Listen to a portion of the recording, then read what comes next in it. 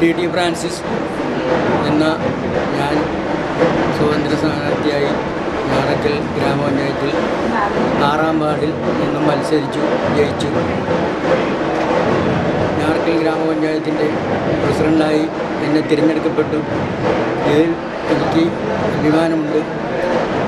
ഞാറക്കൽ ഗ്രാമപഞ്ചായത്തിൻ്റെ ഇനിയുള്ള കാര്യങ്ങൾ, വികസന പ്രവർത്തനങ്ങൾ, അതായത് മഞ്ഞനക്കാട് കിഴക്കേ ഭാഗം, ചെറിയ മഞ്ഞനക്കാട്, ഇങ്ങനെയുള്ള പടിഞ്ഞാറേ ഭാഗം, നാർക്കൽ പഞ്ചായത്തിൻ്റെ പടിഞ്ഞാറേ ഭാഗം, ഇങ്ങനെയുള്ള സ്ഥലങ്ങളിൽ വളരെയധികം കഷ്ടതകളും അതുപോലെ തന്നെ റോഡുകളും പൈപ്പ് വെള്ളം എന്നിവ സാധനങ്ങളെല്ലാം വളരെ തുച്ഛമായ രീതിയിലാണ് ഇപ്പോൾ കിട്ടിക്കൊണ്ടിരിക്കുന്നത്.